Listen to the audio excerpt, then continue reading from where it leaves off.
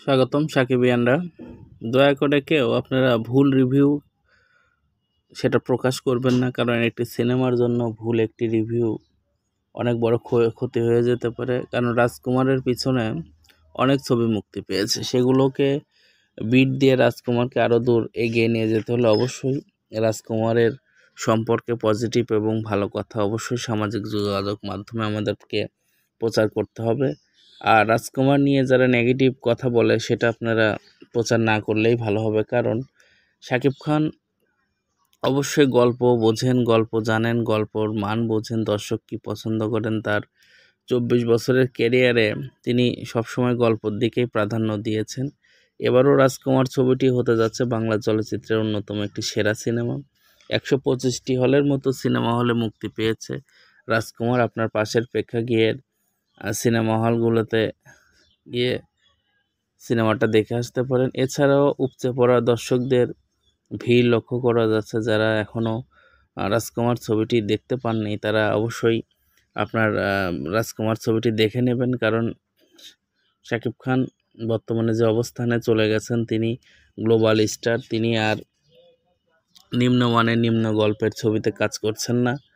এছাড়াও বাংলা চলচ্চিত্রের ইতিহাসে 24 বছরের ক্যারিয়ার জীবনে তিনি অনেক চড়াই উতরাই পার করে আজকের এই অবস্থানে এসেছেন। শাকিব খান বাংলা চলচ্চিত্রের জন্য আশীর্বাদ। দুই বাংলাতেই তিনি সমানভাবে জনপ্রিয়। শাকিব খানকে নিয়ে প্রতিদিনই অনেক কন্টেন্ট তৈরি হচ্ছে ইউটিউবে এবং সামাজিক যোগাযোগ মাধ্যমে তিনি অনেক বেশি আলোচনাতে থাকেন।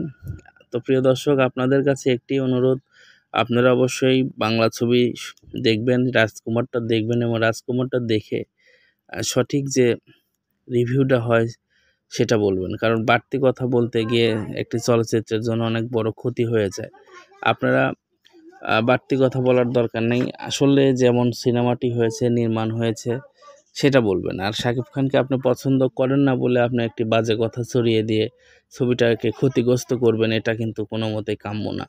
কারণ বাংলা চলচ্চিত্র ঘুরে দাঁড়াতে পারে এই রাজকুমারের হাত ধরেই। আর বাংলা একটি সিনেমা ভালো ব্যবসা করলে চলচ্চিত্র ইন্ডাস্ট্রি ভালো পজিশন তৈরি হয়। তো প্রিয় দর্শক, আপনাদের জন্য নিয়েই এই অনুষ্ঠান, এই কন্টেন্ট। অবশ্যই আমাদের চ্যানেলটাকে সাথে রাখবেন এবং আপনাদের মূল্যবান মতামত কমেন্টসের মাধ্যমে জানিয়ে দেবেন, কারণ শাকিব খানকে নিয়ে আমরা প্রতিদিনই ভিডিও পোস্ট করে থাকি। প্রিয় সাকিবান ভাই ও বোনেরা, শাকিব খানের নিত্য নতুন তথ্য এবং আপডেট পেতে আমাদের সাথে থাকবেন এবং চ্যানেলটাকে সাবস্ক্রাইব করবেন।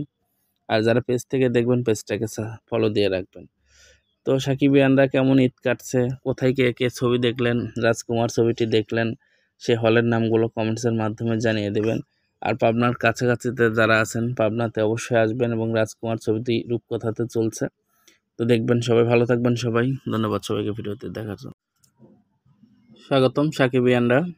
দয়া করে কেউ আপনারা ভুল রিভিউ সেটা প্রকাশ করবেন না, কারণ একটি সিনেমার জন্য ভুল একটি রিভিউ অনেক বড় ক্ষতি হয়ে যেতে পারে। কারণ রাজকুমারের পিছনে অনেক ছবি মুক্তি পেয়েছে, সেগুলোকে বিট দিয়ে রাজকুমারকে আরও দূর এগিয়ে নিয়ে যেতে হলে অবশ্যই রাজকুমারের সম্পর্কে পজিটিভ এবং ভালো কথা অবশ্যই সামাজিক যোগাযোগ মাধ্যমে আমাদেরকে প্রচার করতে হবে।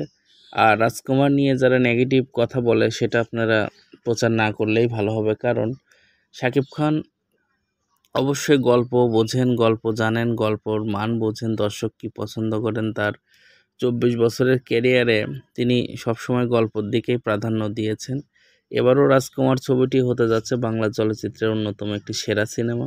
125টি হলের মতো সিনেমা হলে মুক্তি পেয়েছে রাজকুমার। আপনার পাশের প্রেক্ষাগৃহের সিনেমা হলগুলোতে গিয়ে সিনেমাটা দেখে আসতে পারেন। এছাড়াও উপচে পড়া দর্শকদের ভিড় লক্ষ্য করা যাচ্ছে। যারা এখনও রাজকুমার ছবিটি দেখতে পাননি তারা অবশ্যই আপনার রাজকুমার ছবিটি দেখে নেবেন, কারণ শাকিব খান বর্তমানে যে অবস্থানে চলে গেছেন, তিনি গ্লোবাল স্টার। তিনি আর নিম্নমানের নিম্ন গল্পের ছবিতে কাজ করছেন না।